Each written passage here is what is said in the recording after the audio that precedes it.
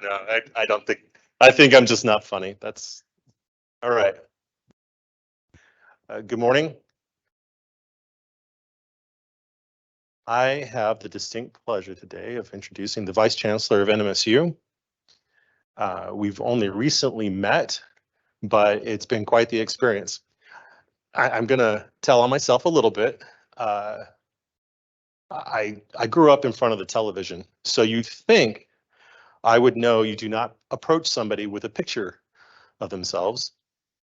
But that's exactly what I did. I downloaded her bio from NMSU website because I knew she was coming for the Leadership New Mexico tour that was taking place out at SVAD, and got all excited about getting to talk to the chancellor, the vice chancellor, and approached her with it. And she was taken aback a little bit. You don't, if movies tell you anything, it's somebody's approaching you for an autograph or they have a wanted poster in their hand. So unless you're famous, you're a little worried when somebody approaches you with a picture like that. So I apologize for that. But she was very graceful about it and listened to everything I wanted to pitch to her, and she did it with a reserved enthusiasm that built as we spoke about it, because it was about the next thing. And I would say to you that when we come to these sort of events, it's great that we have people that come and talk to us about how they got to where they are in their leadership role. But it is so much more interesting when we get to hear about where a leader is going, and perhaps we can go along the way with her. So with that in mind, introducing her, I want to introduce you to White Sands staff and the whole team. You have a staff and team of just incredibly dedicated people that are dedicated and competent and formed in a crucible whose walls are this constant demand on our status, our funds, our resources, our staffing, and in that we've always figured out a way to get the job done. And so with that, we also are all leaders, and those leaders are leading by example and doing a great job of it. They're getting the next team of people, and some of them I see here that are getting ready to take our place. And so with that, that's who you have as an audience, and who we have in front of us is somebody who's going to tell us about a way forward. So with that, I hand the mic to the Vice Chancellor. She came from University of Washington, first Seattle, then Bothell. Bothell. And so I'm not from there, but a great history of showing leadership in the academic world, and then NMSU had the privilege of getting her as the Vice Chancellor there. And now we have her today speaking to us. So with that, ma'am, take it away. Thank you very much. I'm really happy to be here, and it was really fun that I finally got to White Sands. I started at New Mexico State University 6 months before COVID hit, and so I couldn't do anything. And in fact, had to take on the role of the COVID officer for we finally just took it off the signature line last week. So 3 years later. So I want to give you a little sense on my background first, and then talk about kind of leadership and how to develop leaders. I'm really glad Frank said everybody here is a leader, because that's absolutely my belief, whether or not you supervise people or not, and whether or not you aspire to supervise people or not. We all have a key role in leadership. And in our performance evaluations this year, we added a section on leadership. And unfortunately, it wasn't quite vetted right, because the only people who had that section filled out on them were supervisors. And I was like, no, everybody's a leader. And so, of course, we'll get that changed a little bit for next year. But a little bit of background. I grew up in Pennsylvania, in the Philadelphia area. Fortunately, I was just there over the weekend seeing my 97-year-old mom, who is a physician. And so I kind of came to this whole idea about leadership because maybe her back in the 1930s when she started to decide that she wanted to be a doctor and not a nurse, which is what her mother was. And she went against all odds. She was a coal miner's daughter and she had to get out of poverty, and nobody had ever gone to college before. And so that role model, despite the fact that we didn't get along, was super, super important. Of course, we get along just fine now. I went to college as far away as I possibly could to California, partly because of that needing to get away from the East Coast and the Philadelphia area, and very quickly got into role in leadership of a resident director. Any of you went to universities and was a resident director? It is a wonderful opportunity if you live in a residence hall and have the opportunity to start leading young people at a very young age. It's probably the most learning I ever had, because while my standards were super high, I was told by my bosses at that point, your standards are too high. These are kids, these are 18-year-olds learning, and they need to make mistakes, and your standards could be high, but they're not their standards. So that kind of feedback has always been super, super important to me in my role as a leader. And seeking out that feedback, the higher you go up, the less you get it, because of the power positions, because of the status, because of the fear. And so it's really important for me to try to get in with as many people as I possibly can at any time to actually engage rather than, be in this position status of vice chancellor or chief operating officer. So after that college in California, I was a one-year admissions representative going all over the state of California and a few other states to try to get students. Hated that job. And that's another thing that's really important, is it's really good to get into jobs that you don't like, because you get a sense on what you're going to like versus what you're not going to like. And it's just like going out and saying the same spiel to high school kids 4 or 5 times a day just wasn't my thing. So decided to go to get my master's and ended up at Pacific Lutheran University in Tacoma. And the reason I went up there, honestly, I'd been to 46 states. I hadn't been to Washington, Oregon, Alaska, or Hawaii. And so it was like adventure. Let's see what I want to do. And I was getting my master's there, and I'd never been on a military base before.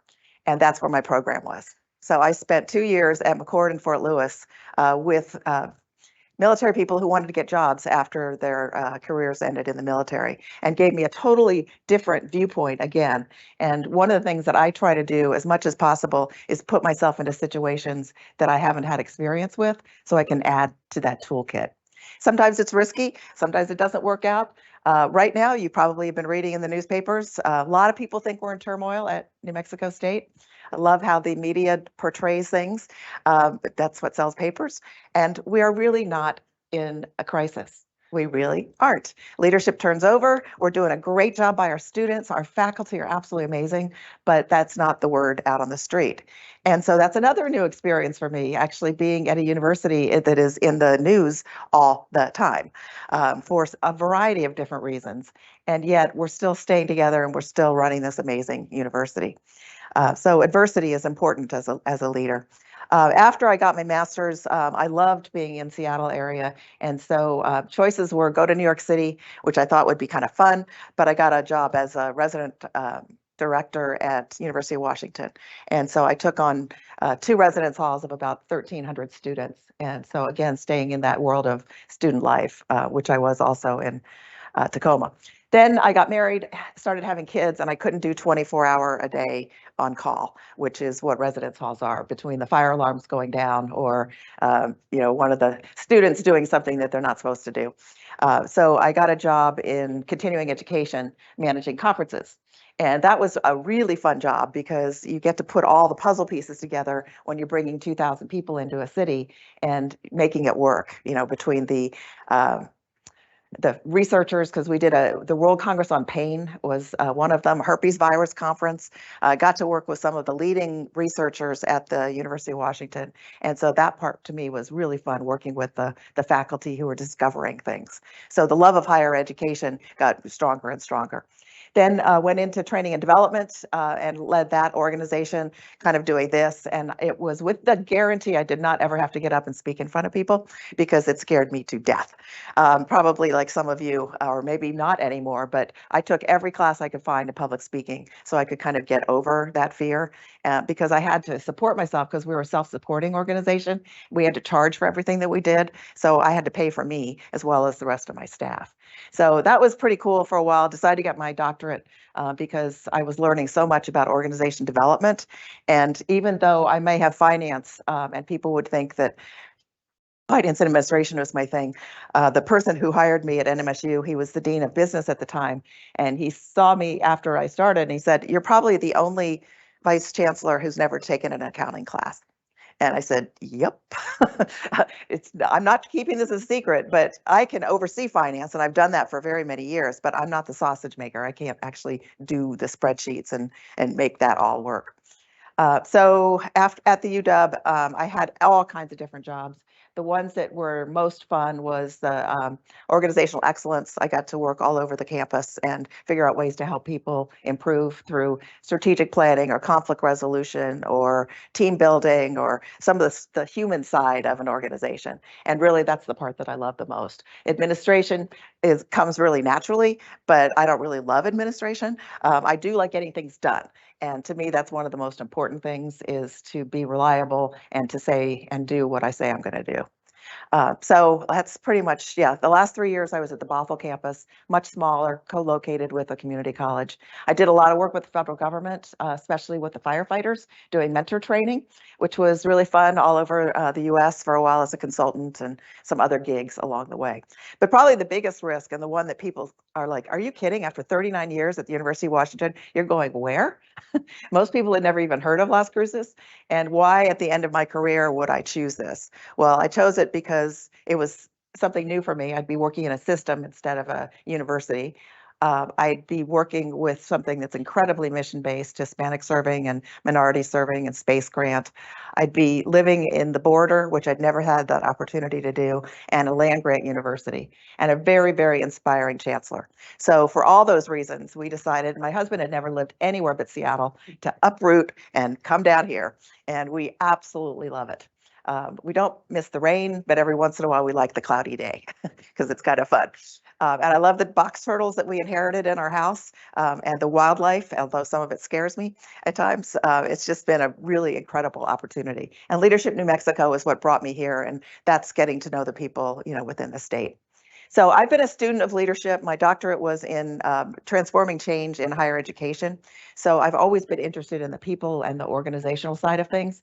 So I'm going to jump now into what I want to talk about here. So if you could go to the next slide, please. And this is going to be really interesting to go back and forth because I don't have my own clicker. So authentic leadership, and this is a little bit of an old quote, but one that I like. Authentic leaders demonstrate a passion for their purpose, practice their values consistently, and lead with their hearts as well as their heads. They establish long-term meaningful relationships, and they have the self-discipline to get results. They know who they are. Does that resonate?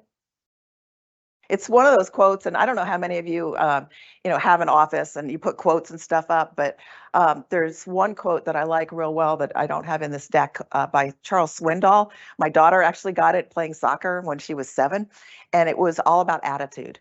And the quote ends up saying that the only thing you can control in your life is your own attitude. And I could tell you that there's times when things aren't so great, in the middle of COVID, when it's like, oh my gosh, do we open? Do we close? How do we deal with this? How do we keep people safe? It's like you could either go really, really down in the dumps, or you can say, okay, we're going to get through this and let's do it together. So that attitude thing is really important, as well as some of the things on authentic leadership. Next slide. So there is no definition of being what authentic is. I think that's probably one of the more frustrating things. So you really have to be self-reflective and think about that for yourself. It challenges us to understand ourselves.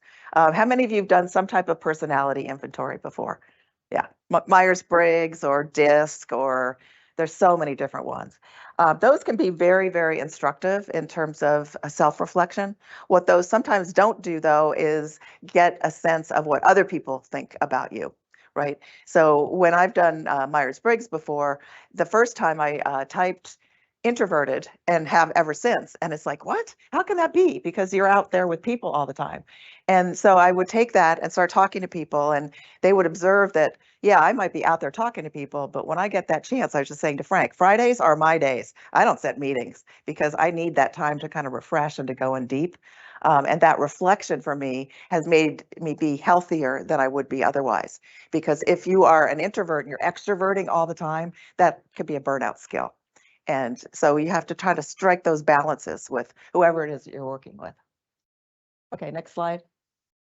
So here's some competencies as they're defined by people, because of course, interestingly, we define leadership sometimes the best leaders because we're trying to emulate ourselves.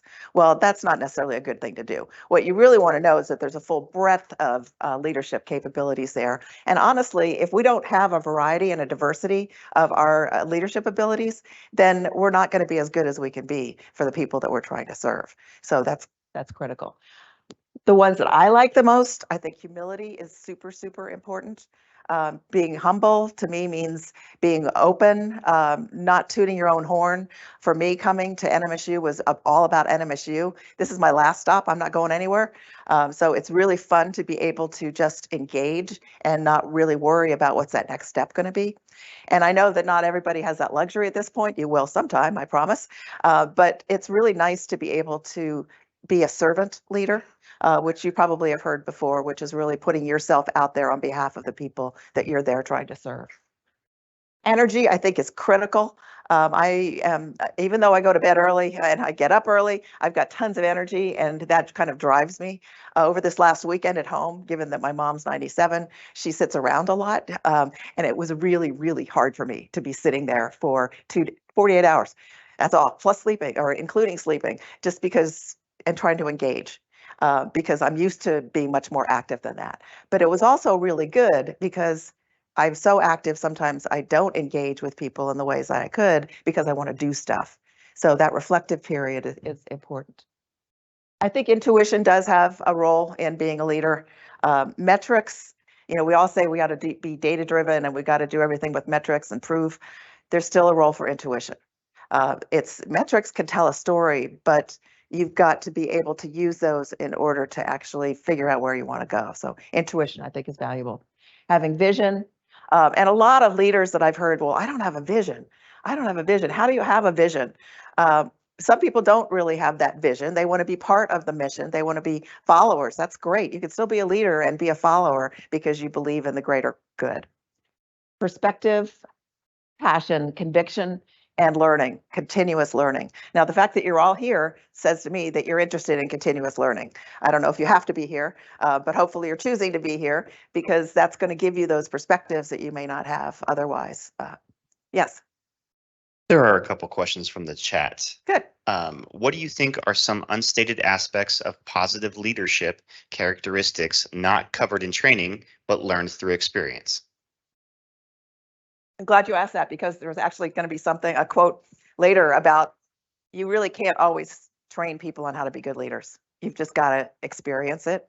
And part of it is learning from the mistakes that you make, learning from the adversity. And some people will say that that's a key leadership competency, but you don't actually see that listed there. Did I answer that question? Okay. And one more, what do you think of a leader who doesn't lead? Well, first of all, who's deciding that they're not leading, right? So there's always opinions about that. Leaders who don't lead, it's super frustrating, but that doesn't mean you can't lead. And that's what I say to people all the time. I mean, you don't know where somebody else has been and what the trials and tribulations they've got going on. Feedback is number one, but sometimes people are afraid to give that leader feedback. Sometimes people are afraid to give maybe their leader feedback because of retaliation or power or whatever it is. I would say to try to figure out a way to lead yourself. But every one of those is situational, right? I mean, most of my bosses, people say, have you had a mentor? And it's really hard for me to say that I've had a mentor because I believe that I'm learning from every single different person. And sometimes I learn from the people who I don't think are very good leaders because that then enables me next time to maybe try a different tact. I hope that was helpful. Okay. Yes. Oh, that was it. Okay, great. All right, let's go to the next slide. So I know that it's too hard to have group discussions here because, and usually the training that I like to do is really with a lot of interaction and group work. So what I'd like to do is just ask you to reflect a little bit on this, and maybe you could do some audience participation, also people online. What are your most cherished beliefs or values about what it takes to be a successful leader? Ideally, any of you that are physically here today. Honesty, okay. And what does honesty mean? Yeah.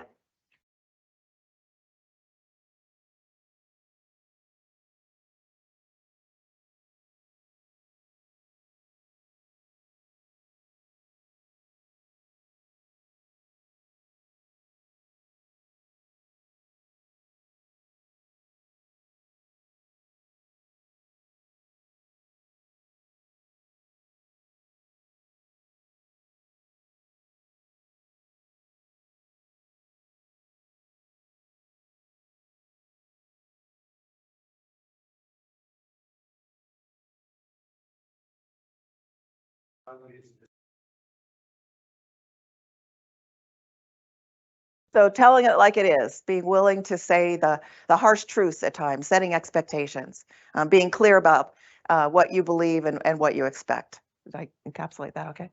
All right. How about somebody else? A belief or value about leadership. Confidence. Yeah. How do you demonstrate confidence? Oh, competence. All right, both maybe. Competence, yeah, having the skills necessary. One of the, I was certified in Myers-Briggs, so I know that particular one the best, but how many of you done Myers-Briggs? Okay, most of us. So you know the S, which is the do it in order, do it right, do it well, versus the N, which is more kind of looking at patterns and relationships. Well, it's really hard for an S person to work for an N, and it's hard for an N to work for an S, because the S person might want to see things done specifically well, and the N is like, why are you micromanaging me? And so that competence thing is interesting because the S sometimes doesn't feel as though the N, who if they haven't done the job before that you're doing, don't have the competence in order to be a good supervisor. So that is kind of a natural difference, and it's important to talk about that. Because if you don't have confidence in your boss is competence, it's going to be hard for you to want to get around that person and kind of move forward. Great, thank you. Any others? Cherish values? Yes.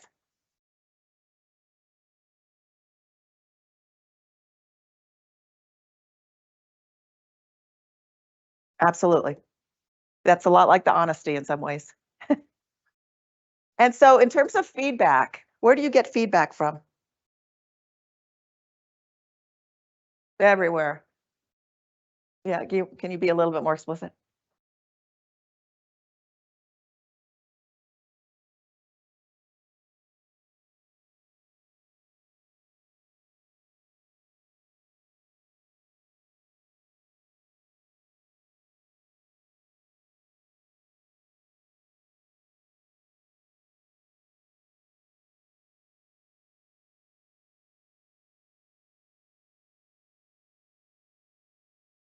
That's right.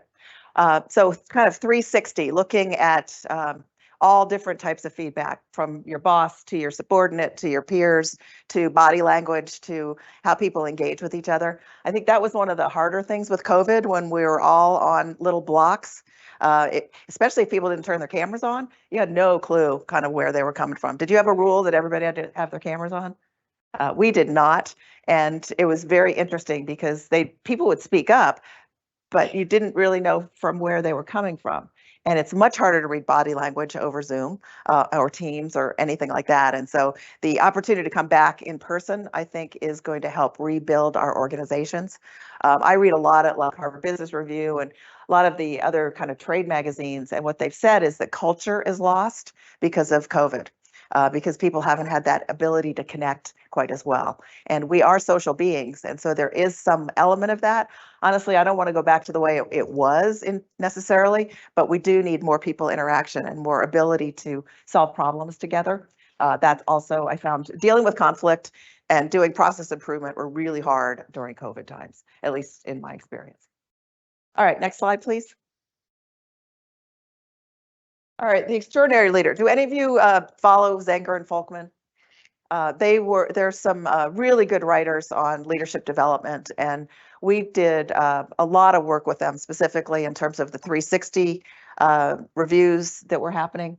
But their premise is that great leaders make a huge difference compared to good leaders. And to your comment about honesty, we need to help people be the best possible leaders they can be. And usually in career coaching, what you say is you want people to work on developing their strengths, right? Because people often won't really want to work on their weaknesses as much. So really focus on the strength piece.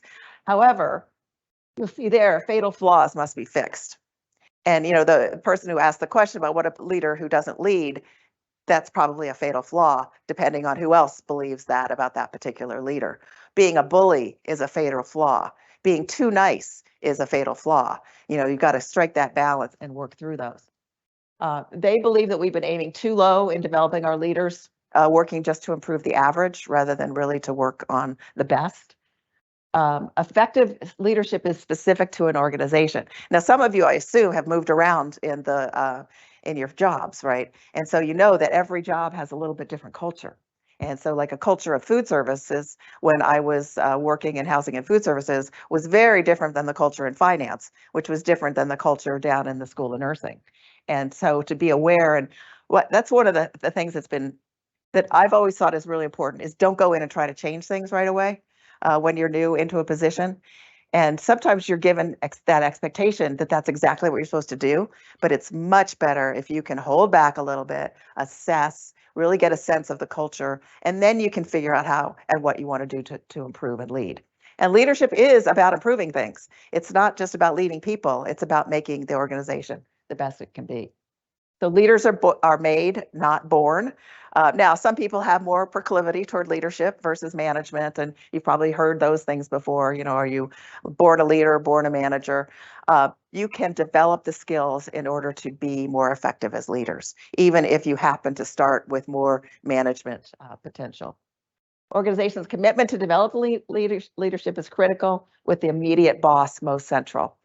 There's some other literature that says that the reason that people stay in the jobs is because of their boss.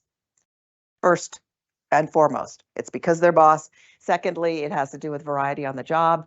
And then third is the opportunity to learn and grow. Money is usually really at the end, at the bottom, even though people will say they're never making enough money. And honestly, in this state, it's been very difficult to get the salaries at the level that they need to be. You're in federal government mostly. Some of you are civilian, but still, I think your pay scales are probably different than what's happening in higher ed or some of the state agencies. Next slide, please. So Zenger say their leadership requirements, it's kind of what you've been saying, right? Character, integrity, ethics, authenticity, the personal capability. You do need to be able to match your skill set with the job that you're hired into. Results focused, actually getting stuff done. And that's been one of the things in higher ed. I don't know if it's true in government, but higher ed, we're really good at coming up with ideas. We love ideas because that's what kind of higher ed is all about, right? Let's take this. We're not so good at execution. And so we really have to focus on that results focused piece, not just the idea generation. Interpersonal skills are very, very important, and the ability to initiate, lead, and support organizational change. There's another set of books that I like on organizational change, which is really the thing that I like to study the most. And it says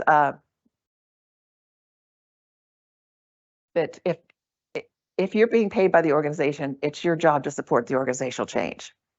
That does not always make people very happy. But in the end, you are choosing to be somewhere, and so you are choosing to go along with the mission. Doesn't mean that you shouldn't be honest and challenge things. I think that's absolutely critical. But in the end, you're there for the organization and you've made a choice to be there. Hard one to swallow at times. Next one. So fatal flaws. And just to give a little bit of sense on that, the inability to learn from mistakes. We all make mistakes, but we need to learn. We don't want to repeat those if we can help about it.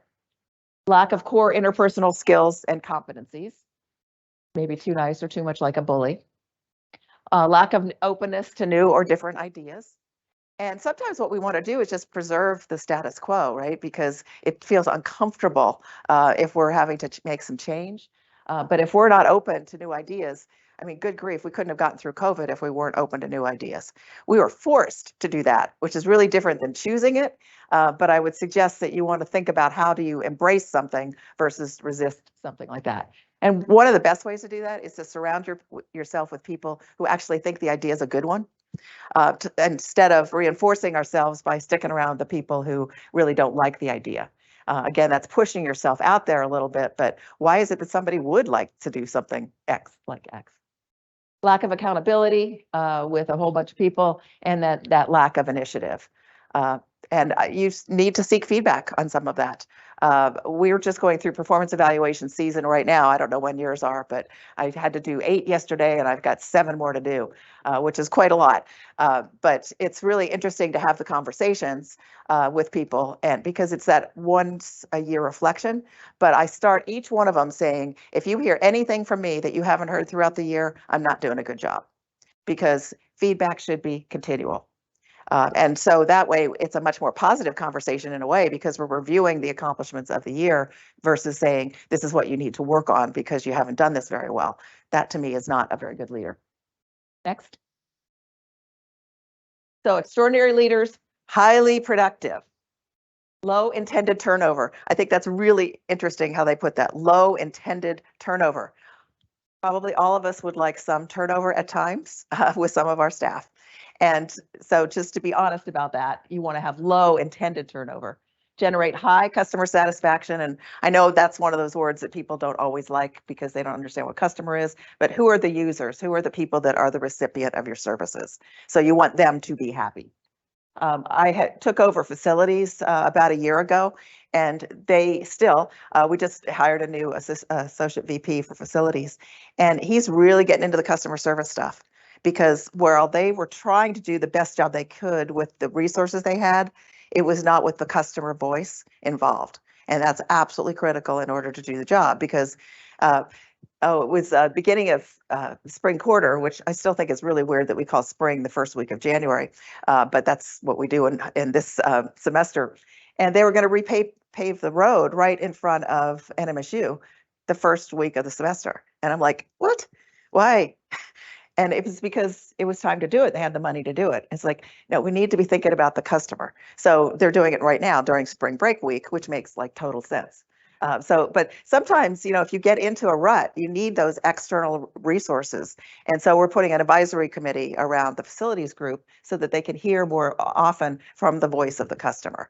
And I don't know how you all do that, but innovative and very positive relationships. I think it's maybe, have you been trained in lean at all, lean process improvement or methodologies? I see a few of you. So, with lean, what you're trying to do is reduce waste, get rid of the waste in the system. But the system is usually not just the piece of it that you have, it's the entire wing to wing.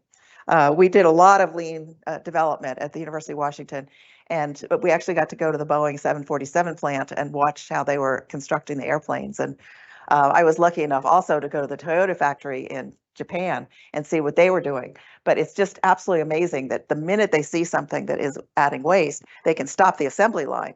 Well, in higher ed or in government, where you're not necessarily producing something, there's still elements of the process that needs to be improved and thought about all the time. So that means you have to have those good relationships with all people along the way. One of the things that I think about in higher education is in grants management, for example. The faculty go out and they get grants in order to do research, but the grants come with money, and then it has to be accounted for. And because of checks and balances, where you get the money is in a different office than where you spend the money and account for the money. Well, the faculty don't necessarily need to know that there's a bunch of different offices. What they need to know is that there's a nice streamlined process. And so we're working on that, actually. We brought Lean in to do research support. Okay, next. So this one just shows kind of a picture of the balance of leadership competency, organizational need, and passion. Right. So we do want passionate people in the workplace, people who desperately care about the goals, the mission, the vision, the achievements of their organization. We need people with competencies, so knowing actually how to do the job. And then we know that we have lots of organizational choices. So if you just have competencies and organizational need, it might be a chore because you don't have the passion between it.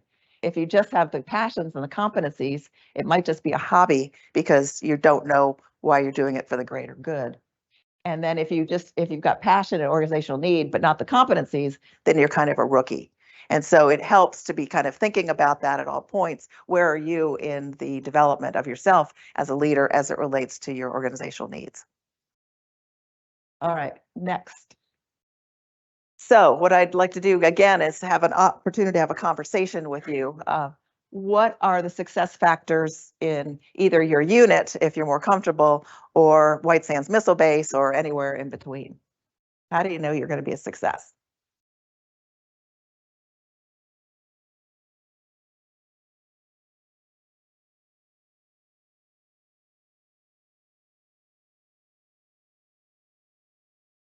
Success factors.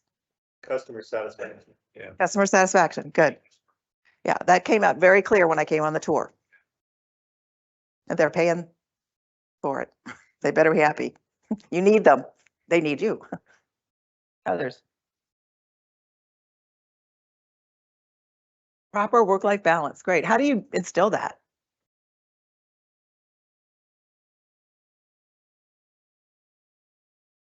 It's difficult. Absolutely. Yeah. Yeah, work-life balance.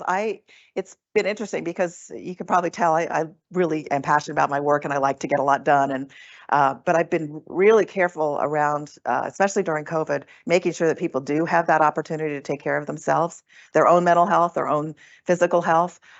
During COVID, I was really clear about get outside and exercise. Go have walking meetings if you possibly can. Make sure that you don't release your email during the weekend. You can set it to delay delivery. Do whatever you can to help create that work-life balance, because it's true. People will burn out very quickly.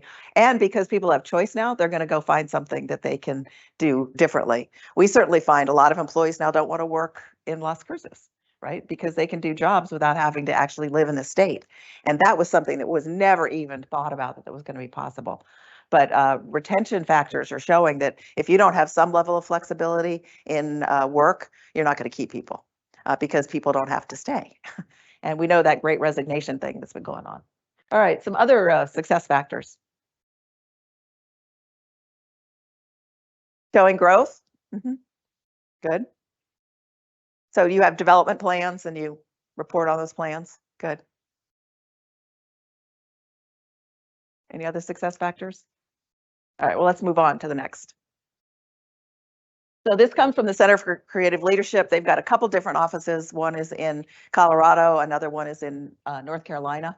And they say that the success factors are ability to develop or adapt, so deal with change, establishing strong collaborative relationships, and collaborative is the key word there, intelligent, consistent, exceptional performance, strong communicator, strategic and visionary, ability to build and lead a team, business and technical experience, non-authoritarian, which is kind of interesting depending on the organization that you're working in, willingness to take risks, problem solver, ambitious, integrity, as that came up before, and skilled at managing upward.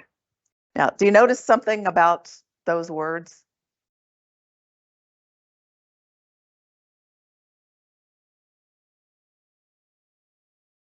Right. It's not the organizational success, right? This is individual success. Your question again? Do you notice something about these words in total? They're positive, okay? There's growth, is that what you said? Yeah. They're really about the human side, right? There's only one thing there about business and technical expertise. It's really about how you get along with people and you create change and you get stuff done. So it's people skills way more than it is the technical skills. Okay, next. So developing leaders. We need to identify people to target for leadership development. Now, sometimes it's like, well, that's not fair. Everybody's able to be developed as a leader. That's true. But in the Zenger-Folkman thing, as we said, there's good leaders and then there's great leaders. So we still have to be very particular My assistant, who is the best assistant I've ever worked with, because, well, she's really good at what she does, but mostly she's really interested in learning. She wants to gain, so she does a lot of scheduling, right? Because that's kind of what her job is. But she does so much more than that. She's doing project management. She's doing workshop planning, special events. She's doing searches. She's learning to be a project manager. There's just this growth and blossoming. And she said, I'm scared to death, but I'm going to take a public speaking class this year. And it's just seeing that spark and that blossom. That's the kind of person that you really want to try to target. Somebody who says, yes, just give it to me. I want to do this. And, you know, she's over 50 and she just is at the blooming stage of where she would like to be in her career. It's very exciting. Ask others for input. Make sure they're not just like you. That's really, really important because we are most comfortable with people who are like us, but we're only going to be as good as we are with people who are different than us and add different kinds of things. Don't ignore the quieter folks or give extra consideration to the more talkative. I have made 2 mistakes in my career of really promoting people who are just the greatest in terms of the people skills, and they just don't get anything done. And it's just like, but I thought that they really were going to be those people, and they ended up not being those people. So I needed to do more due diligence. So one of the learnings. Be explicit in the leadership skills you're looking for, provide opportunities for growth. And that's one of the things that I was about Gina, is that I've made sure that she's got time to develop these things that she's interested in, where a couple of the other admin assistants, they're not provided that opportunity. And so as a result, they're kind of spinning in space instead of getting that opportunity to blossom. Will I lose her? Probably. Sure, that's great. I'm going to lose her to something that she's going to be excited about, and she's going to be happy for the experience that she's had. And that's what we want, right? We want people who are growing and happy and blossoming. Celebrate and reward success, but also you got to know when to pull the plug. You know, that's the question that came in before. What about a leader who doesn't lead? What do you do about them? Well, hopefully you're going to put some 360 around them so that you can get a lot of feedback. But you actually have to say at some point, this isn't working. Let me try to help you find something else. And that's always my philosophy, is let's try to find something else for somebody rather than to go through a disciplinary process. Because what you'll read in the literature is 90% of the time, people want to do a good job. They just might be in the right place. And so let's help them get into the right place. I don't believe that people come to work to not want to do a good job, mostly. All right, next. All right, so how many of you are leaders of teams? Okay, everybody, good. So one of the concepts that I really like, is Barry Oshry is the name of the guy who came up with this, is the concept of middles. And that is that we are all in the middle somewhere, right? So we all have a boss. We all probably have people who work for us or with us. A lot of times in workplaces, we are rewarded for how well we do things in silos, right? How well my team did, what we were able to accomplish. Well, the concept of middles is that if you can get the middles together in terms of their synergy and their common desires to improve, it's going to be much more powerful than anything that can happen in a silo. And so I always try to think about that as I'm building teams, cross-functional teams, is how do I get people across the organization to work on something rather than only within like facilities or HR or IT, because inevitably they're going to cross each other. How many times have I heard IT people throughout my entire career, I'm never invited to the table at the start. They always forget about the role of IT. Well, we got to get IT in particular at this start. Facilities increasingly as well. HR, always. You know, and you go on and on and on. Procurement, everything we're doing is bigger and bigger. So we need to get more of the right people in the room. Even if they're silent and they're just listening, they're going to add to their toolkit. And when the time comes, they're going to be that much more valuable. Clarify and communicate your expectations for your teams. Make time for leadership team development. This past year, I've brought in lean process improvement. I brought in liberating structures. I had people practice to do executive briefings via Zoom, which was pretty interesting. But look at creative ways to make sure that your staff get the opportunity to grow and develop. Gather feedback. Benchmarking is, to me, one of the best tools possible.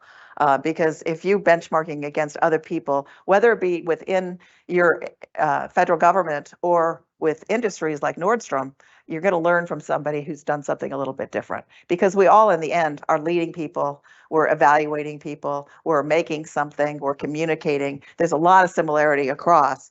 So getting some benchmarks is really helpful. Higher ed in particular, we benchmark a lot because we share all information. People, it's not proprietary in the way higher ed works. And then retreats, I find super, super important. Times to just get away for half a day or all day in a room where we can actually be together and draw process maps or strategic plans or whatever we happen to do. Yes. A couple from Good. online. In reference to lean concepts, it can sometimes be difficult to demonstrate the waste that you may see in your everyday job. What techniques do you use to convince people to get action from those that may be unmotivated to make the changes that would eliminate the waste? There's a lot in that question. So here's one idea, which is to do a process map. I love getting what I call the mess on the wall with a number of different people who think they know how the process works. Inevitably, when you get 5 or 6 people in the room knowing how to do the process, you put all the steps up there, nobody agrees actually on what those steps are, because we're all looking at it from a different viewpoint. I found that we did an HR lean process improvement when I first came in, and they've actually reduced the time to hire by about 20 days. But HR was used to following the rules as they thought the rules need to be followed. But the minute you got the customer voice in there, we were able to identify tons of waste that we were able to start to remove. Now, did that make HR happy? Not necessarily. They had to think about things. We had to have ground rules in terms of being open to new ideas and that don't take things personally and assume best intent and all that kind of stuff. But that's one way that I've been able to kind of make it not about the person so much, but about the process. I hope that helped. Is there another question? It's just a general question. What advice would you give to someone who is just starting out in their job to guide them to a successful career in leadership? Well, I would take workshops. I would read. I would do information interviews. What those are is you pick somebody in a job that you're kind of interested in. You pick up the phone or you send them an email and say, hey, would you be willing to talk to me about your career? People always like talking about their careers. So usually the answer is going to be yes. But I would just get out there and start building networks. I think that's most key, not just within your general field, but you know, we're living in a much bigger area here. You can start talking to people of all sorts, reading books. And you know, these days there's so many executive summaries, you don't actually have to read a full book in order to get a lot of great ideas. And then come up with your own development plan. If your boss isn't somebody who's supporting a development plan, do it yourself. There's a lot of times when we seem to want permission to do things where we really can give the permission to ourselves. Oh, hope that was helpful. All right, I'm just going to do a couple more slides. I'm not going to finish them, but you're going to send the slides to everybody, I assume. Okay, cool. So let's go to the next slide, next couple. So back in 1999, and it's hard. Okay, so I was the bursar. So that's the place where students pay their money, and they take out money, they take out loans, and they have to pay their tuition. So I oversaw that organization. Again, not being a finance person, but because of my leadership skills, the boss at that time said, and because I'd had student service experience, you could probably lead this organization. So I went in there and I had 30 new people who I was just appointed in there, wasn't a selection. So that's always kind of scary because they wonder, who the heck are you? So what I did was start thinking about, in my past job, which was training and development, what is it that I expected of my staff? And so over the years, I've kind of put down these things, and every time I'm in a new job, I try to go over these and then refine them so that the expectation is that I'm there for you, but I also expect things of you. So let's have that conversation so you know what to expect of me. And so I'm not going to read through all of these, but these are things that are important to me. And that's helped a whole lot in terms of creating the kind of environment that I want to have. I do believe in metrics, so measuring effectiveness is important. Showing initiative is super, super important. Getting things done for me is really important. Just talking about stuff, you know, these emails where people will write, you know, pages and pages of email. I'm the kind who likes maybe a sentence or two, like get to the point. I also realized that because in the Myers-Briggs world, I'm a T, so a thinker, not a feeler. Sometimes I maybe come off a little bit abrupt or not as people focused. And so one of the things I learned early on is to write your email, being as direct or expectations or whatever it is, and then kind of space up to the front and say, hi, how are you?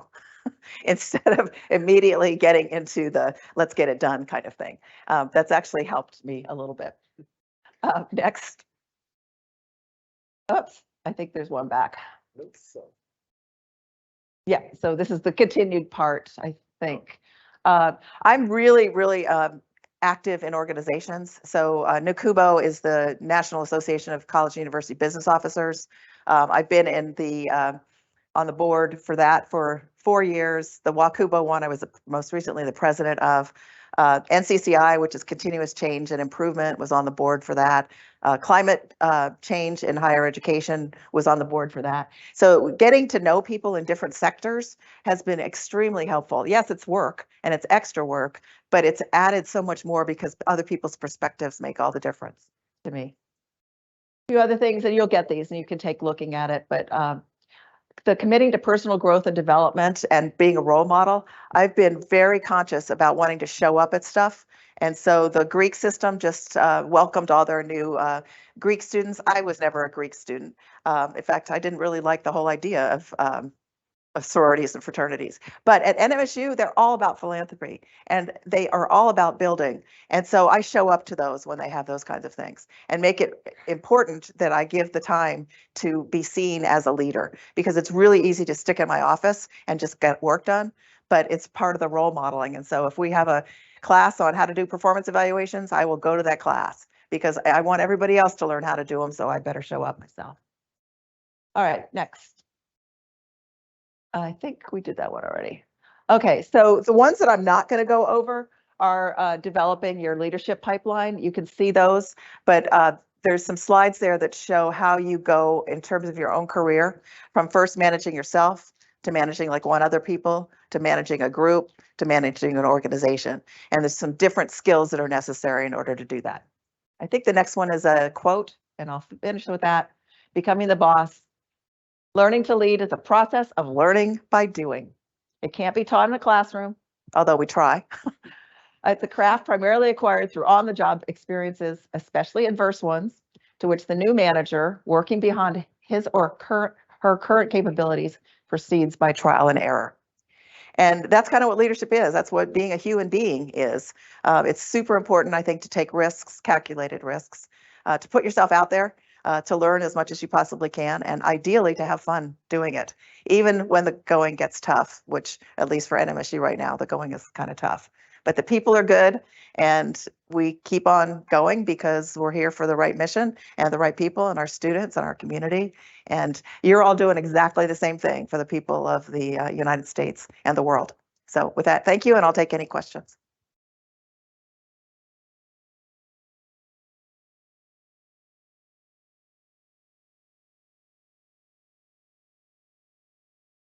There are no questions online. All right, well, thank you all for coming. Appreciate it.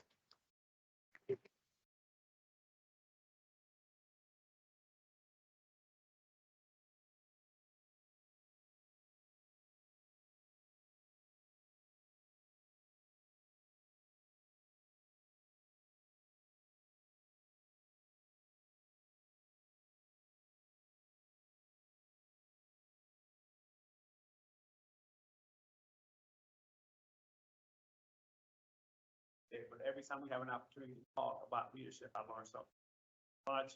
I have the entire workforce, a little myself. Just want to say thank you. Thank you so much. Yes, ma'am. Okay, wonderful.